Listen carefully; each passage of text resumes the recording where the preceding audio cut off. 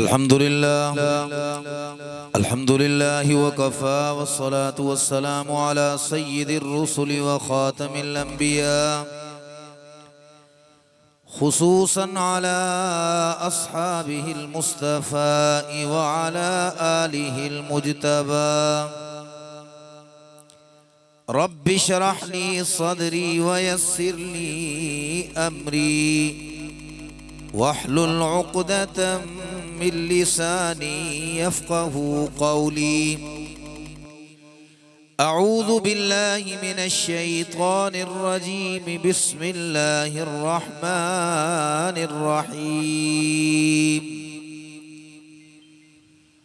लक़द मन्नल्लाहु अलल मुअ्मिनीना इज़ बअस फ़ीहिम रसूलन मिन अनफुसिहिम यत्लू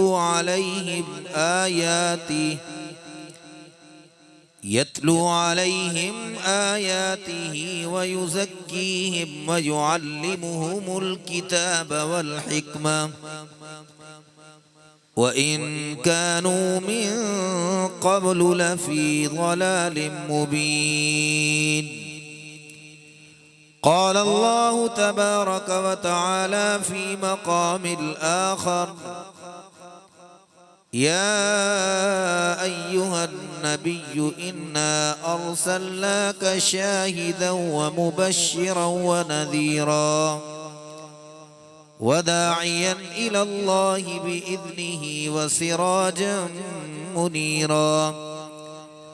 सदक़ल्लाहुल अज़ीम व सदक़ रसूलुहुन नबियुल करीम व नहनु अला ज़ालिका लमिनश शाहिदीन वश्शाकिरीन वल्हम्दुलिल्लाहि रब्बिल आलमीन। हकीकत में वो लुत्फ़े ज़िंदगी पाया नहीं करते जो इश्क़े मुस्तफ़ा से दिल को गरमाया नहीं करते। जो आशिक हैं वो गुस्ताखी का यारा ही नहीं रखते, वो उनके दर पे खुद जाते हैं बुलवाया नहीं करते। अबू बकर उमर उस्मान व हैदर फूल हैं उनके और उनके फूल सहरा में भी मुरझाया नहीं करते।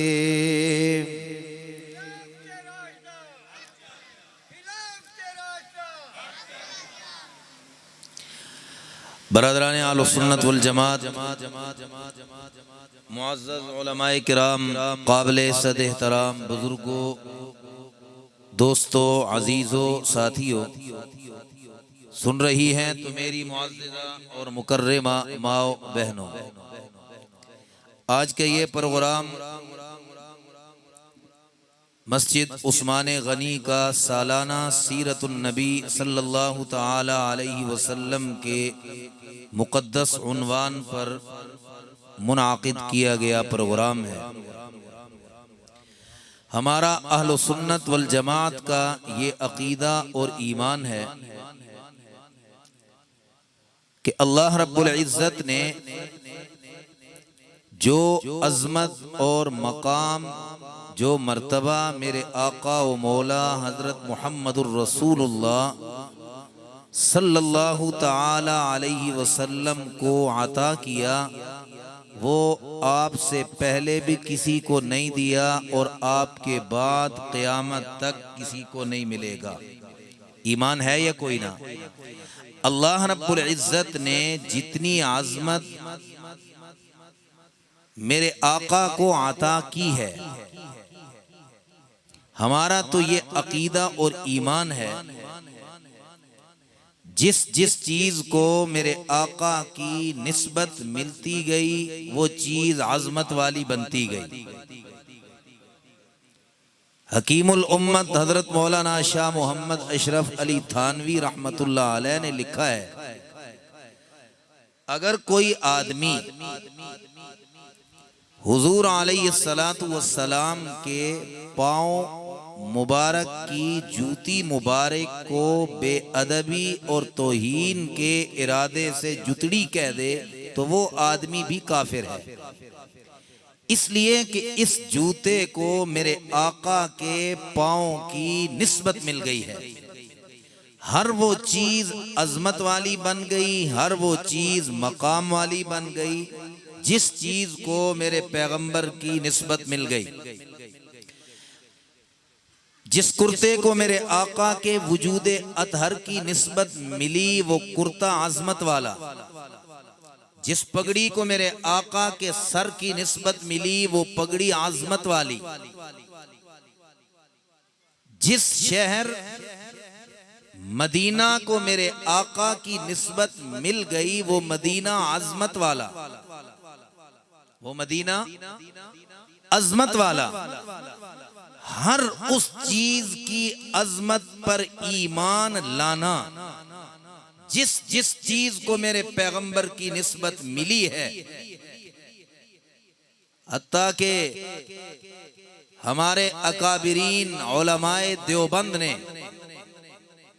मदीना के साथ निस्बत रखने वाली चीजों की आजमत और उनका मकाम भी बताया है।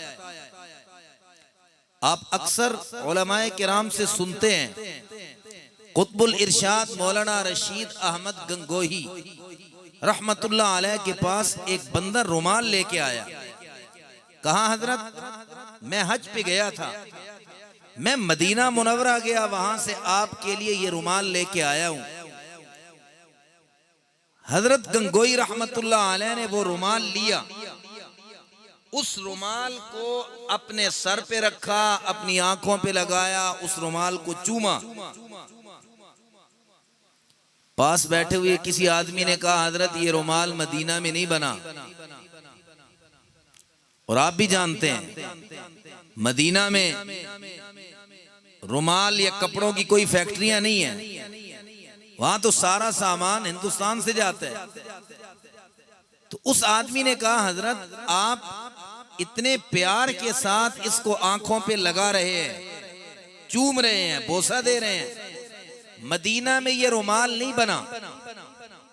हजरत गंगोई रहमतुल्लाह अलैह ने फरमाया मुझे भी पता है, मैं भी जानता हूं रुमाल मदीना में नहीं बना, लेकिन मैं इससे मोहब्बत इसलिए कर रहा हूं कि इसको मेरे आका के शहर की हवा लगी है। इसलिए जिस मदीना को मेरे आका की निस्बत मिल गई। अब हमारे पास लोग आते हैं खजूरें लेके कि मैं उम्रे पे गया था, हज पे गया था, मदीना से लोग खजूरें लेके आते हैं। हम क्या करते हैं, खजूर बरकत के लिए खा लेते हैं और गुठलियां फेंक देते हैं। हजरत गंगोई रहमतुल्लाह अलैह के पास कोई बंदा खजूरें लेके आया। हजरत गंगोई रहमतुल्लाह अलैह ने खजूरें खा ली और गुठलियां फेंकी नहीं, बल्कि हजरत ने उन गुठलियों को पीसा और अपने सुरमे के अंदर शामिल किया। फरमाया जब तक जिंदा हूं इन गुठलियों का सुरमा अपनी आंखों में डालता रहूंगा। ये है मेरे आका के शहर मदीना से निस्बत रखने वाली चीजों से मोहब्बत। हमारे अटक के एक बुजुर्ग थे हजरत मौलाना काजी मोहम्मद जाहिदुल हुसैनी रहमतुल्लाह अलैह, इमामुल औलिया मौलाना अहमद अली लाहौरी रहमतुल्लाह अलैह के खलीफे मजाज थे, बहुत बड़े अल्लाह के वली गुजरे हैं। उन्होंने सीरत पे एक किताब लिखी है जिस किताब का नाम है रहमते कायनात। उस किताब के आखिर में हजरत काजी साहब के बेटे हैं काजी मोहम्मद अरशदुल हुसैनी दामत फयूजुहुम, उन्होंने लिखा है कि वालिदे मोहतरम हज के सफर पे गए, मदीना मुनव्वरा से खजूरें लेके आए और वो खजूरें इस्तेमाल करने के बाद उनकी चंद गुठलियां अपने घर के अंदर, घर के सहन में जमीन खोद के गुठलियां जमीन में रख दी। कुछ अरसा गुजरा, दरख्त बन गया, खजूर का दरख्त निकला। करते करते करते 10-12 साल गुजर गए, उस पे कुछ भी नहीं लगता था, कोई फल नहीं है, कुछ नहीं है, सिर्फ एक तना खड़ा है। फरमाते हैं मैंने एक दिन अपने वाले साहब से कहा, अब्बा जान, ये जो खजूर का दरख्त लगा हुआ है हमारे घर में, इस पे फल तो लगता नहीं है, फायदा क्या है? इसने खामखा हमारे सहन में जगह घेरी हुई है। अगर इसको काट दिया जाए और इसकी जगह कोई फलदार दरख्त हम लगा दें तो कादी मोहम्मद जाहिदुल हुसैनी रहमतुल्लाह अलैह, जिनके दिल के अंदर इश्क़ मुस्तफ़ा था, फरमाने लगे, बेटा फल के लिए लगाया किसने है दरख्त? ये फल दे या ना दे, इससे हमें कोई गरज नहीं है। तुझे क्या पता, मैं रोजाना सुबह उठ के जब इस दरख्त की तरफ देखता हूं, मेरा ईमान बढ़ जाता है और मैं कहता हूं मैं कितना खुश नसीब हूं, मदीने का दरख्त मेरे घर लगा हुआ है। ये है पैगंबर के साथ निस्बत रखने वाली, हर चीज की अजमत को मानना। इमाम गजाली रहमतुल्लाह अलैह ने लिखा है, एक बंदा आया मदीना मुनव्वरा में, आके मदीना से उसने दही खरीदा। दही खरीदने के बाद खाया, खट्टा था। उसके मुंह से ये जुमले निकले कि मदीने का दही खट्टा है। क्या कहा उसने? मदीने का दही खट्टा है। हम भी कहते हैं ना, किसी जगह से दही खरीदें तो कह देते हैं फलां जगह का दही खट्टा है। रात सोया, ख्वाब में हुजूर अलैहिस्सलातु वस्सलाम तशरीफ लाए, फरमाया फौरन निकल जा मेरे मदीने से, तूने मेरे मदीने के दही को खट्टा कहा है, तुझे मदीना में रहने का कोई हक नहीं है। मेरे दोस्तों, नबी के साथ निस्बत रखने वाली हर चीज का एहतराम करना ईमान के लिए जरूरी है। और एहतराम क्यों ना हो, अल्लाह रब्बुल इज्जत ने पैगंबर के साथ निस्बत रखने वाली चीजों की आजमत खुद बताई है। हुजूर अलैहिस्सलातु वस्सलाम, मैंने हजरत थानवी रहमतुल्लाह का हवाला दिया है कि हुजूर अलैहिस्सलातु वस्सलाम की जूते मुबारक की तौहीन करना कुफ्र है। और आप अपने पैगंबर की आजमत देखिए, जहां जहां ये जूता लगता गया, अल्लाह रब्बुल इज्जत ने उन जगहों की कसमें कुरान में खाई है। खुदा बंदे कायनात फरमाते हैं, अला उक़सिमु बिहाज़ल बलद व अंत हिल्लुम बिहाज़ल बलद, मुझे मक्का की धरती की कसम, मुझे मक्का की गलियों की कसम। या अल्लाह, मक्का की कसम क्यों खा रहा है? यहाँ बैतुल्लाह है।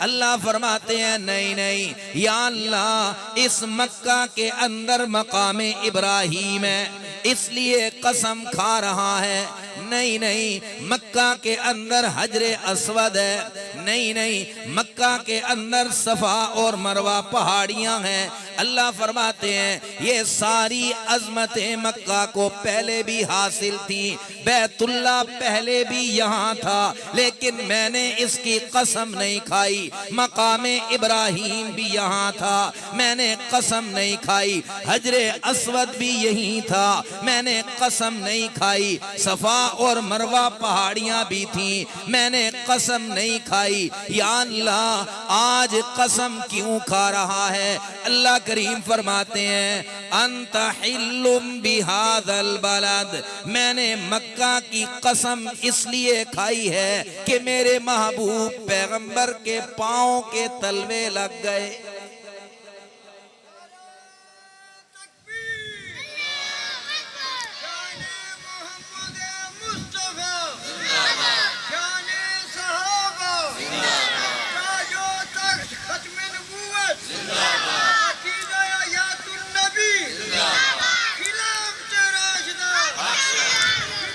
अल्लाह ने उन जगहों की भी कसम खाई है।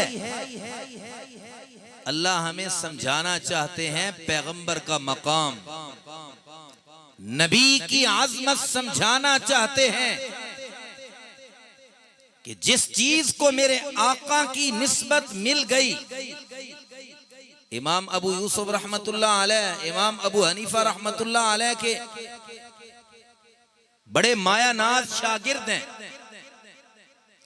किसी आदमी ने मदीना की मट्टी के बारे में कह दिया कि मदीना की मट्टी बड़ी रद्दी है। इमाम अबू यूसुफ रहमतुल्लाह अलैह काज़ीउल कुज़ात थे, जज थे। फरमाया जिस आदमी ने मदीना की मट्टी को रद्दी कहा है 20 कोड़ों की सजा है उसे। एक उसको जेल के अंदर कैद किया जाए, दूसरा 20 कोड़े मारे जाएं, इसलिए कि इसने मेरे आका के शहर की मट्टी की तौहीन की है। इसलिए उलमा ने लिखा है जो आदमी हज या उम्रे पे जाए, मदीने जाए, तो बड़ा एहतियात के साथ रहे, कहीं गैर शऊरी तौर पर भी उससे कोई बेअदबी ना हो जाए, कोई गुस्ताखी ना हो जाए। गैर शऊरी तौर पर भी अगर मदीना की बेअदबी हो गई तो मेरे दोस्तों, अल्लाह रब्बुल इज्जत हुजूर अलैहिस्सलातु वस्सलाम की बेअदबी और गुस्ताखी कभी माफ नहीं करते। तो मैं ये अर्ज कर रहा था, मदीना को निस्बत मिली मेरे आका की, वो मदीना अजमत वाला बन गया, वो शहर अजमत और मकाम वाला बन गया। आज 1400 साल के बाद भी, आज भी मदीना मुनव्वरा के अंदर जाके जो आदमी रोजे अतहर पे जाए, वहां हुक्म यह है हुजूर के रोजे के सामने अपनी आवाज ऊंची ना करे। आज भी रोजे अतहर के ऊपर आयत लिखी हुई है, या अय्युहल्लज़ीना आमनू ला तरफऊ अस्वातकुम फौqa सौतिन नबी। जहां नबी मौजूद है वहां ऊंची आवाज करने की इजाजत नहीं है। मैं आपसे पूछता हूं, हुजूर अलैहिस्सलातु वस्सलाम अपने रोजे में जिंदा है या नहीं? जरा ऊंची आवाज से।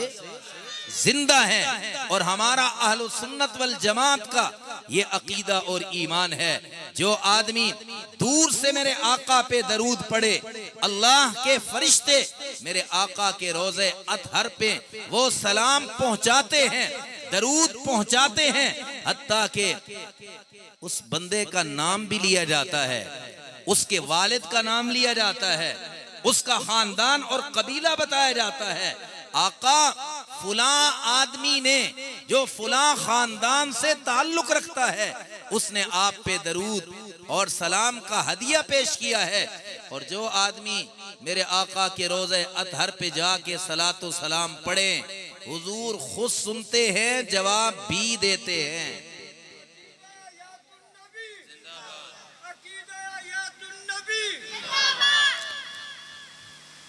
तो मदीना का अदब और एहतराम ये क्यों जरूरी है? इसलिए कि मदीना को निस्बत मिल गई, मेरे आका की निस्बत मिल गई। आप अक्सर उलमा से सुनते होंगे, हुजूर अलैहिस्सलातु वस्सलाम को सब्जियों में कौन सी सब्जी पसंद थी ज्यादा? कद्दू की सब्जी पसंद थी। अब उलमा ने लिखा है, एक आदमी फितरी तौर पे उसकी तबीयत नहीं है, कद्दू पसंद नहीं करता, ना खाए। लेकिन अगर कोई आदमी, एक आदमी कहते हैं हुजूर अलैहिस्सलातु वस्सलाम को कद्दू बहुत पसंद थे, दूसरा उसके जवाब में कहता है मुझे तो बिल्कुल भी नहीं पसंद। खतरा है कि ये आदमी ईमान से हाथ धो बैठा, इसलिए कि उसने हुजूर की पसंद के मुकाबले में ये जुमला क्यों कहा कि हुजूर अलैहिस्सलातु वस्सलाम को तो पसंद है, मुझे पसंद नहीं। अगर कद्दू से हुजूर ने मोहब्बत की है